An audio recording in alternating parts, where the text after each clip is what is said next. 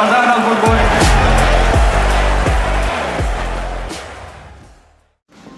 Salut à tous et bienvenue dans un nouvel épisode de Dans les cordes. Bonjour tout le monde. Voilà, bonjour tout le monde, c'est bien. Pour un nouvel épisode où on va faire la review un petit peu des news de la boxe en Amérique, aux USA, Ouais. où il n'y a pas grand chose qui se passe. Nous on a Donc, trouvé franchement, 2-3 petits trucs intéressants. il y a pas mal de choses qui se passent, mais en fait c'est pas intéressant en termes de boxe, quoi. C'est juste c'est du gossip. C'est du news. C'est du gossip. Ouais. Aux USA, les gens maintenant, enfin en tout cas dans la boxe anglaise, ils sont plus en train de se battre avec des mots que d'organiser des combats sur le ring, donc c'est chiant. Alors que nous on aime les combats. À la base, la boxe c'est quand même sur le ring, mais là non, là c'est vraiment C'est Twitter. t'as le papa de Devin Haney qui est en train de pleurer parce qu'il y a l'autre qui a dit qu'ils sont fait blablabla, c'est que des trucs comme ça, tu te dis mais c'est ridicule.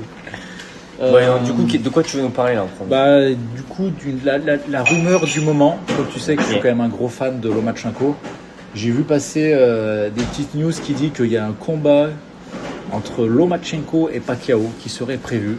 Et ça serait même pas un combat d'exhibition, parce que Pacquiao, vu qu'il a fait un draw, donc égalité contre Barrio, je crois que c'était, Ok. et ben en fait il est Barrio qui a une ceinture, hein, qui est un champion, même si c'est un champion du monde qui est très très faible.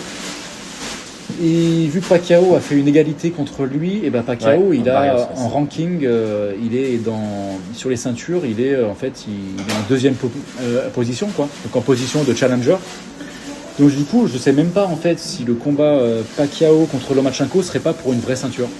Ce qui serait quand même, on va dire, un peu n'importe quoi, il faut Un dire. peu déconnant, ouais. Parce que Lomachenko avait annoncé sa retraite.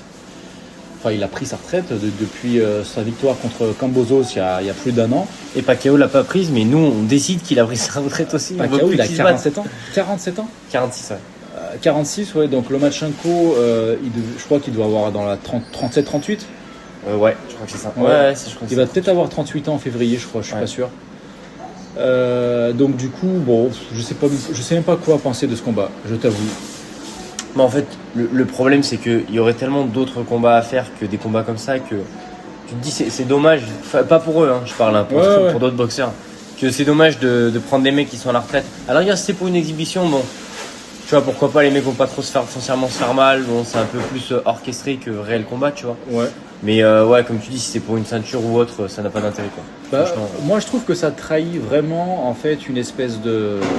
Il y a un non-renouvellement, on va dire, de la génération de boxe, des stars, en fait. Ouais. Et en fait, ça montre juste que on essaye de nous vendre les Stevenson et tout ça, mais en fait, ces mecs-là, les gens n'achètent pas, en fait. S'ils veulent faire un gros pay-per-view, ce qui est quand même, on va dire, le moyen de faire des gros revenus aux USA, Ouais. de faire des gros combats, il y a tout le monde qui paye le combat $100, et donc du coup, les mecs s'en mettent plein les poches. Et ben en fait, il n'y a pas de star, en fait. Il n'y a personne qui est prêt à mettre 100 € pour voir du Stevenson, du Haney. On va voir là, le Stevenson contre Teofimo Lopez, que ça va donner au niveau des chiffres. Honnêtement, je pense que ça va pas faire grand-chose. Non. Donc du coup, faire revenir Pacquiao contre Lomachenko, en termes de sous, je pense que ça se vend. Ouais, après, c'est vrai qu'en termes de vraie boxe pure, pour les boxeurs en eux-mêmes, je suis pas sûr que ce soit super intéressant. Après, Lomachenko, là, il est parti en retraite sur une victoire contre Kambosos, et sa victoire était, je veux dire, il a fait du Lomachenko. On a vu qu'il avait des bons restes, on a vu qu'il était loin d'être ridicule. Bon, sur les dernières photos qu'on a vu passer de Lomachenko, apparemment, il n'a pas pris 30 kilos. Je pense que c'est un mec, il se garde toujours à peu près en forme, donc on verra. Ouais, après, passer de léger pour Lomachenko à mi-moyen, c'est ça. non, c'était quand même pas les mêmes catés, quoi. Bah, C'est pas les mêmes box. On verra. J'attends plus de nouvelles. Pacquiao, de toute façon, je crois qu'il est toujours dans la catégorie des super welter. Allez, il est en mi-moyen, ouais, c'est ça. En gros, là, le dernier combat qu'il a fait, c'était un 146. Ouais. Donc du coup, on verra. Honnêtement, je sais pas quoi en penser de ça. Je sais pas si c'est Lomachenko Il n'y a qui pas va eu monter. d'infos encore foncièrement officielles. C'est ça. Mais bon. Après, on sait que maintenant, ça va bien vite. Hein, parce que moi, j'y croyais pas pour certains combats, dont notamment là, c'était quoi? C'était le Mike Tyson contre Mayweather, là, dont on avait parlé. Et Bon. Ouais, on verra. Bon. Si c'est un vrai combat, si Lomachenko... Après voilà, moi si Lomachenko il bat Pacquiao, que tu dis à 147 en super welter, il va faire quoi après? Ouais, ça a pas de sens. Donc En je fait, pense que vaut mieux que ça reste au pire de l'exhibition, ce sera très bien. même si c'est pas de l'exhibition, ça sera un combat pour faire de la thune. Voilà, c'est ça. Après, Lomachenko, je sais pas s'il a besoin de thunes. Pacquiao, je suis quasiment sûr qu'il a pas besoin de thunes. Enfin, en tout cas, Ouais, si- je pense aussi, ouais. il s'est quand même fait beaucoup. Ouais, je pense Donc, on qu'il a verra. une belle carrière. Bah, tu sais, quand t'as fait, ça fait 70 combats en pro, je pense. Voilà, que... et puis il a fait Enfin, même combat, plus, ça fait 73 en tout avec les draws. Ouais, 73 combats. et Mayweather et tout ça. Enfin, Ouais, non, je pense que. Mais donc du coup, pourquoi pas Pourquoi pas On verra. Ouais, ok. Donc Info numéro 2. info numéro 2, là les dernières, beaucoup de gens ont parlé sur la victoire de Jaron Butch Ennis. Ouais. Donc qui a, donc c'était son premier combat. Alors, pas son premier combat, mais en gros quand il était plus jeune, je crois qu'il a déjà fait un combat ou deux dans la catégorie. Donc c'était des 154, genre des moyens, il me semble. Ça s'appelle Non, c'est quoi Super welter 154 et welter, je m'en souviens plus. Tu parles de quand? Parce que là, avant lui, il était en 146. 146 Ouais. pounds, et là Ouais. il Il a a fait 150. son combat à 154. Mais je crois que si tu descends dans BoxRec, il a Ouais. déjà fait un combat ou deux, mais il y a genre très longtemps, à 154. Il était redescendu. Donc du coup là, il a fait un combat. Donc en fait, Jaron Butch Ennis, il a voulu essayer de se mettre avec Turki Al-Hashish. Ouais. Le problème, c'est que Turki Al-Hashish lui a dit moi j'ai des combats proposés à 154. Donc je crois que c'est super welter ou welter, je sais plus. Super mi-moyen, ouais. Ouais, c'est ça, ouais. super welter. Et en fait, Butch Ennis a fait mais moi je veux 2 tune-up. Donc les tune-up, c'est en gros 2 combats faciles pour m'acclimater au poids, quoi. En sachant qu'un Jaron Butch Ennis, pareil, très très bon, gros talent et tout ça, mais c'est le genre de mec qui perd 15 kilos pour la peser, quoi. Donc du coup, le soir du combat, il utilise quand même bien son avantage. C'est pareil, Ouais. le mec, tu le mets à côté de Canelo, il fait une tête de plus que Canelo, il est 2 fois plus large. Tu te dis, mais comment c'est possible qu'il fasse le poids, quoi. Ouais, ça a pas bien de sens, mais bon, ça Non. aussi, on va la préparer cette vidéo, c'est en train de me Sur faire le poids. serrer. Ouais, c'est ça. Mais donc du coup, quand Butch Ennis avait dit à Turki Al-Hashish, j'ai besoin de deux combats pour me préparer, le Turki Al-Hashish l'avait un peu humilié, je crois, sur Twitter en disant mais attends, moi je paye pas des millions pour des tune-up, donc casse-toi. Donc Eddie Hearn avait volé à son secours. Et donc là, en fait, le combat qu'on a vu il y a 2 semaines, c'était contre Lima, je crois, le mec. Ouais, c'est ça. Donc un mec que personne n'avait jamais entendu parler. Jaron Butch Ennis l'a mis KO. Ah l'a mis KO en un round. On a une petite fille qui nous fait coucou à la fenêtre. Et donc en gros, c'est normal, quoi. Le mec, il était là pour se faire mettre KO. Butch Ennis l'a mis KO. Et donc du coup, le problème, en fait, moi, ce que j'ai avec ça, c'est que t'as... Oh, il est tombé. T'as Eddie Hearn qui tout de suite est rentré sur le ring en disant Butch Ennis, le monstre et tout ça dans la catégorie et tout ça. Alors qu'en fait, t'as envie de dire, mec, calme-toi. Il y a 1 mois, 2 mois, t'as Butch qui refusait un combat contre Ortiz Junior. Enfin, je veux dire, Butch Ennis, moi, j'ai rien contre lui. Il a une belle carrière en welter. Il a battu des bons noms. Il a galéré contre un mec qui s'appelait Karen. Il a fait 2 combats qui sont allés à la limite. Donc ça veut dire qu'il a quand même des choses à travailler. Ouais, c'est clair. Mais ça reste quand même un très bon boxeur. Et il s'additionne maintenant à tous les super boxeurs qui sont dans la catégorie des super welter. Et donc du coup, on va voir ce qu'il va faire. Mais Alors, là, je trouve ça assez fou qu'il soit premier dans la catégorie en n'ayant pas non, mais c'est ça. affronté Virgil Là, Ortiz. il y a une euphorie, à peu près la même euphorie que Crawford a eu quand il a Ouais. battu Canelo. trouve aussi. Oh mon Dieu, c'est un gros monstre. Oh mon Dieu, il va battre tout le monde. Et moi, j'ai envie de dire, mettez-le contre Murtazaliev, là.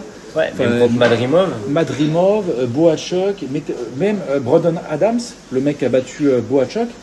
Enfin, mettez-le contre Fundora aussi. Fundora, il vient de se péter la main, là. Tu sais, on peut en parler aussi, il vient de se blesser. Mais en gros, il y a plein T'as de vraiment mecs. toutes les news par contre. Ouais, je suis. Mais en gros, là, le Butch Ennis, moi, ce qui me fait chier, c'est qu'ils font exactement la même chose. Même qu'ils font avec, Boachuk en vrai. Non, mais Boachuk, Ouais, bien sûr. Ok. Si t'as un mec comme Ennis qui commence à mettre KO des mecs comme Boachuk ou Madrimov en 3 rounds, bon, bah là, on parle sérieux. Ouais. Mais là, ils sont en train de nous refaire la même avec qu'ils ont fait avec Crawford et Spence Jr. Oh, c'est Ouais. des gros monstres. Les mecs, ils combattent 1 fois par an, on les voit jamais. Et au final, on se fait chier. Voilà. Ouais, non mais je suis d'accord, je suis assez d'accord. C'est ouais. Ouais, moi c'est pas un gars qui m'a trop hype et. Après, il est très. Il est Ouais, bon, bien hein. sûr, bien sûr, bien sûr. C'est un boxeur. Ouais, mais moi voilà. j'aime bien les mecs bons qui affrontent des mecs très bons aussi. C'est ça. En fait, le problème, c'est que t'as des mecs qui sont très très bons, comme Butch Ennis, Et quand ces mecs-là, tu vois que ils ont jamais trop combattu des mecs, ça veut dire que tout le monde, que genre leur coach et leur promoteur, ils savent Bah oui. qu'ils ont pas trop de menton. Et donc du coup, non mais c'est vrai, je veux dire. Ouais, ou alors vraiment, ils essaient de les couver. Je dirais, Ouais, mais tu vois, s'ils les couvent, tu vois, un mec comme Davis ou des mecs comme Stevenson, ils sont couvés parce qu'en fait, dans le milieu et tout ça, ils savent que c'est pas des mecs qui peuvent se prendre beaucoup de coups. Ouais, bien sûr. Et donc du coup, vu que ils mettent beaucoup de sous pour la promotion et tout ça, et ben c'est trop dangereux en fait de voilà. Non, mais là, le truc de fou quand même, là, par rapport à Jaron Ennis, quand je regarde, là, parce que je regarde le classement, et quand tu vois tous les mecs qu'il y a, et même jusqu'au 15e, tu vois, là, le 15e, bon, c'est Samaké. Juste avant, au 14, t'as Callum Walsh. Ouais. En 16e, t'as Conor Ben. Je veux dire, jusqu'au 16e, t'as que des mecs qui savent boxer, tu vois. En super welter, là, il y a vraiment c'est le une zoo. catégorie. Là, pour moi, il faut qu'il fasse un tournoi. Mais ce serait exceptionnel. Ah ben, Parce que le niveau qu'il y a. Putain. Ouais, parce que c'est pareil, en léger, il y a 4-5 ans, quand il y avait les Stevenson, les Garcia, les Henné, les Teofimo Lopez, les Lomachenko, les Tank Davis, tout le monde disait waouh, c'est la catégorie incroyable, il y a tous les talents. Au final, et personne ne s'est rencontré. Il y a tout le monde qui s'est évité. Ouais, bien sûr. Personne ne s'est rencontré. Et au final, mais là, c'est pareil, quand tu vois les gâchis. ratings, c'est une honte d'affronter des plâtriers peintres quand Mais tu c'est vois ça. les. En plus, il est noté numéro 1 du classement. Ouais, non, mais c'est n'importe quoi. Je suis désolé, je m'effare un peu, mais là, c'est chaud quand même. Là, c'est chaud. C'est pour ça, moi j'ai peur que là, les super welter, en fait, on a potentiellement des combats de malades, on va rien voir du tout. Après, Et tu vois, heureusement, on a juste Virgil pour, Ortiz quand même qui remet un peu l'activité. Voilà, mais tu vois, juste pour critiquer un peu, je supporte pas ce mec, le promoteur anglais là, Eddie Hearn. Ouais. Eddie Hearn qui arrive sur le ring en disant ouais, allez, Ortiz Junior signe le contrat contre Booth pour me dire mais Ortiz Junior là, il a un combat dans un mois. Enfin, je veux dire, en gros, tu appelles un mec qui est déjà sous contrat pour battre, en sachant que tu sais très bien que peut-être que lors du combat, il va perdre, peut-être qu'il va se blesser, il n'y a rien qui est sûr. Non, c'est complètement Tu fais con. pas ça. C'est En gros, complètement con. je t'appelle en sachant que de toute façon, tu peux même pas. Ouais, c'est un répondre. faux call-out. Mais c'est ça. C'est juste pour faire du C'est show. juste pour et- avoir sa photo. Ouais. Et ça m'énerve. Ça m'énerve. Enfin bref. Donc du coup, Ortiz, Lubin, il y a Ortiz et Lubin, donc on refera un podcast sur Ouais, ça. je pense crois que que c'est ouais. le 8 novembre. Donc on aura Top 4 contre dans top une semaine 8. ou deux, on fera un Ouais, on podcast. fera carrément un. En sachant que peu Lubin de- a fait un commentaire que j'ai bien aimé. Il a fait le style assez émotionnel de Ortiz va lui jouer des tours contre moi. Et c'est vrai qu'Ortiz, moi je l'adore, mais souvent contre Boachuk, il est pas dans l'émotion, mais tu vois, genre il s'est pris 2 knockdowns parce qu'il essayait un peu trop de se précipiter. Et on voit, tu sais, quand l'arbitre lui dit le compte, genre de la tête, tu sais, il fait non, non, non, non, non. Et on voit qu'Ortiz, il est vraiment très émotionnel. Contre Madrimov, il a été un peu mieux. Ouais. Contre Mais- Madrimov, il a été clean. Il a été clean. Ouais. On voit qu'il a vraiment travaillé sur ce côté-là. Mais c'est vrai que Lubin, avec ce commentaire, il a montré qu'il va vraiment, parce que Lubin, c'est un mec qui est assez bon, qui a jamais vraiment réussi à être, on va dire, le king de sa catégorie. Ouais, là, il est top 8. Ouais. Mais il a pas mal d'expérience. Et c'est vrai que je pense que contre un mec comme Ortiz, il va essayer de faire jouer son expérience, il va essayer de le frustrer au maximum. Et peut-être que. N'en dis pas trop, Renaud. On fera un bel épisode là-dessus. Voilà. Mais en Parce tout que cas, franchement, c'est Virgil ça, c'est Ortiz, ça. pour toi comme pour moi, c'est vraiment les boxeurs assurent en ce moment et ça vaut vraiment le coup qu'on en parle. Ouais. Qu'on prenne le temps parce que c'est vraiment cool. Sinon, en termes de news à la con. Allez, troisième. Allez, troisième news à la con. Il y a pas mal de discussions sur le Ali Act. Donc, le Ali Act, c'est une loi qui avait été passée dans les années 80 aux USA pour protéger les boxeurs de contrats abusifs avec les promoteurs. Genre des contrats à durée indéterminée qui engagent les boxeurs à se battre des dizaines de fois en n'étant pas trop sûrs d'être payés, leur santé et tout Un ça. peu dans le même catégorie que le MMA, quoi. Voilà. Pour ceux qui suivent. Et cette loi, en fait, est un peu remise en cause avec ce que veut faire, on va dire, Eddie Hearn, Turki Al-Hashish et tout ça, pour, on va dire, leur nouvelle promotion, en fait, leur nouvelle ceinture, je sais pas trop. En gros, ils disent que cette loi va les empêcher de faire un truc super et tout ça. Donc, en gros, c'est un peu ce que tu avais dit. Tu avais anticipé ça, que Turki Al-Hashish, avec, on va dire, son Riyadh Season, il allait essayer de faire un espèce de UFC à la boxe anglaise et que les boxeurs n'allaient pas trop être payés et tout ça, blablabla. Donc là, c'est en pleine discussion aux USA. Quoi. De toute façon, il a fonctionné en 2 temps. D'abord mettre la lumière sur ce qu'il faisait pour faire genre que c'était bien en préparant des très très grosses cartes, des très gros combats qui lui font perdre de l'argent, ce qui est quand même d'ailleurs complètement fou. Et après, derrière, en fait, c'est de dire, regardez, on a bien payé les boxeurs qui gagnent. Bon, maintenant, vous, on met un ticket d'entrée à, je sais pas, 15 000 balles de combat. Et puis, plus tard, peut-être qu'on vous paiera en millions, quoi. C'est Mais ça. si tu veux, voilà, le délire de l'UFC, c'est vraiment ça. C'est vraiment de se dire, quand vous arrivez, vous êtes personne et peut-être qu'à un moment donné, on vous donnera un peu de thunes. Et le truc, c'est que vu comment la boxe fonctionne aujourd'hui, théoriquement, ça peut pas marcher comme ça. Ouais, Après, et surtout que les personnes qui vont se faire de la thune, c'est les personnes en fait qui vont devenir des stars en termes de popularité.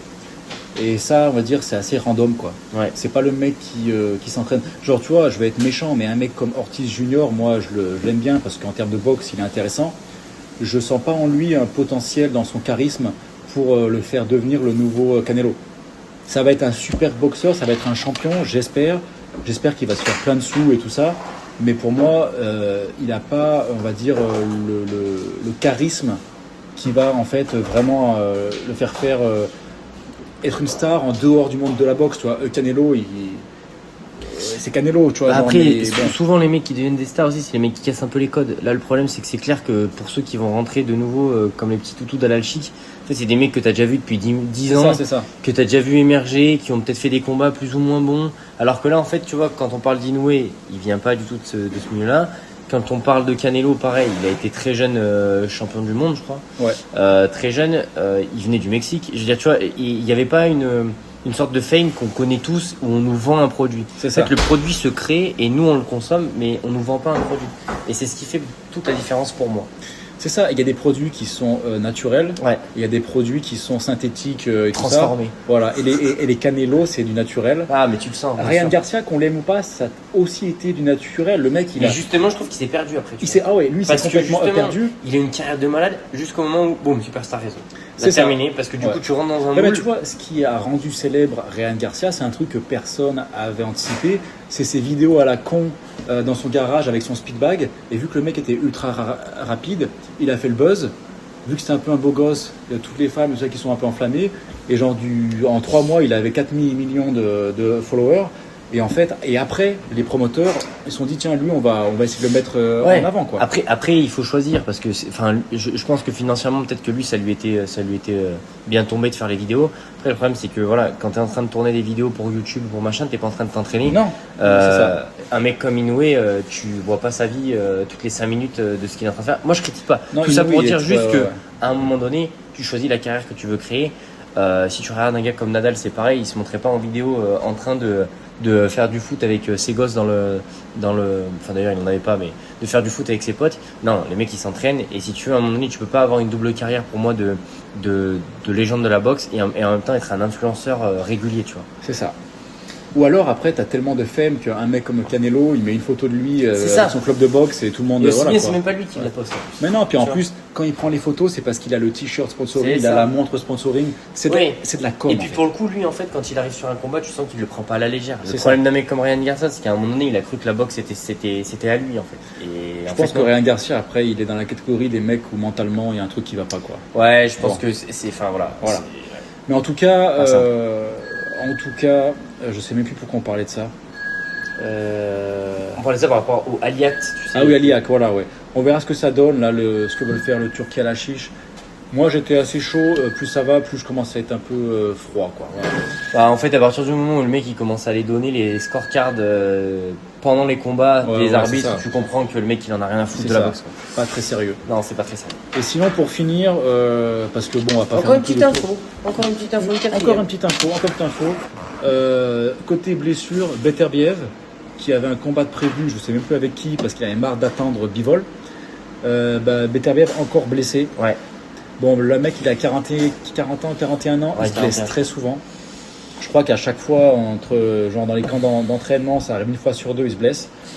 Après, je sais pas si c'est sa manière de boxer aussi qui peut engendrer ça. Parce qu'il Bah, a des frappes très puissantes. Moi, très ce que j'ai sèches. entendu, ce que j'entends là sur les podcasts un peu aux USA, en fait, et c'est ce qu'il montre beaucoup sur les réseaux, il s'entraîne beaucoup à faire de la muscu avec du poids, quoi. Ah, le mec il a les haltères de 50, tu Et- le vois, il et en pousse comme fait- si c'était un mec de muscu. Il fait que du poids, que des haltères.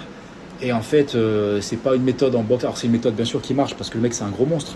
Mais après, en termes de Puis après, je pense qu'il y a l'âge body aussi, hein, mécanique, ouais. il y a l'âge. Ouais. Mais en fait, en boxe, bien sûr, faut soulever un peu du poids et tout ça, mais enfin bref. Apparemment, le fait qu'il s'envoie vraiment des gros poids et tout ça. En fait, je pense que c'est qu'il fait pas les séances à moitié. En continu, apparemment, c'est pas bon et il se blesse souvent, quoi. Donc, ça sent la fin de carrière. Ouais. Surtout que s'il y a un troisième combat contre Bivol, le mec aura peut-être 42, 43 ans, il y aura peut-être encore eu des blessures. Ça vaut plus trop le coup, quoi. Enfin, ouais, non, je suis assez d'accord. Moi, je suis pressé de voir ce que va faire Bivol après. Là, il est en train de se remettre de sa blessure. C'est triste qu'on n'ait pas eu l'orga du troisième tout de suite, là. Ça aurait été sympa. C'est ce qu'il voulait faire. Bivol, là, s'est fait opérer du dos. C'est chaud. Hein. Ça se finit un peu en queue de poisson parce que c'était quand même vraiment là. Ça a été l'attraction. Le premier combat et la revanche, ça a été quand même le truc un peu chaud là. Ça a été l'attraction des dernières années. Franchement, ça faisait très longtemps, même là, la carte qu'on avait eue, ça faisait très longtemps qu'on n'avait pas eu un truc comme ça. Ouais. Donc du coup, c'est frustrant parce qu'on avait un bon truc et pouf. En vrai, ce serait bien qu'on se fasse des petits épisodes de news comme ça, un peu de merde.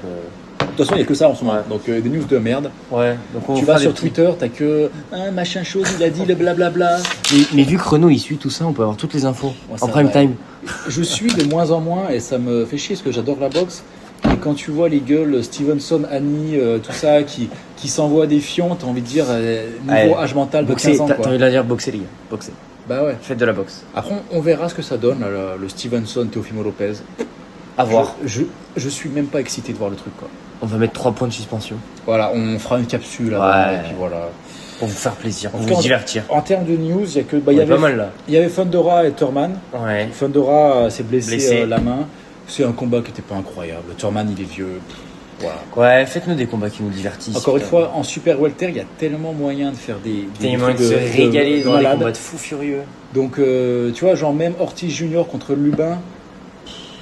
C'est sympa, mais il y aurait eu moyen. Ah, il y a aussi une autre nouvelle qui m'a déçu.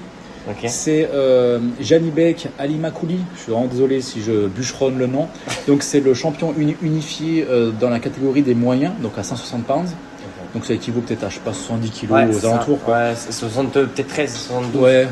Donc, le mec, c'est un monstre. Il se plaint que personne veut l'affronter, blablabla, ce que je peux croire. Donc du coup là il va avoir un combat contre Erislanda je crois, Lara. Donc un mec super bon, mais pareil, il est super vieux, il doit avoir 45 ans le mec, enfin entre 40 et 45 ans. Le mec il donnait du fil à retordre à Canelo, mais c'était en 2013 je crois, ou 2014, donc c'était il y a 11-12 ans. Donc encore une fois, on a un champion unifié qui est au top de sa forme en poids moyen. Et le mec en gros il va se mettre. Alors après Lara c'est un Cubain, très léger sur ses pieds, voilà. C'est un bon. Hein. C'est un très bon. Mais pareil, le mec il a plus de 40 ans maintenant, donc tu vois la news, tu fais ouais ok, mais c'est pas le combat qui te donne envie d'acheter le t-shirt et puis voilà quoi. Donc moi je suis un peu déçu, il se passe vraiment pas grand chose en ce moment. Et ouais. Voilà, c'était le point news, le point news de merde. On va en faire. C'est bien merde, ça. Ouais, on balance plein d'infos. News de merde. Bon, si vous aimez les news de merde, en tout cas, n'hésitez pas à liker, à écouter aussi nos autres vidéos, à nous dire ce que vous en pensez. Merci d'avoir écouté en tout cas l'épisode jusque là. Allez. Et on vous souhaite une bonne journée et puis manger des fruits. Et un peu de légumes aussi quand même. C'est ça, c'est bon pour les abdos. Voilà, on finira là-dessus. Allez, ciao. Ciao.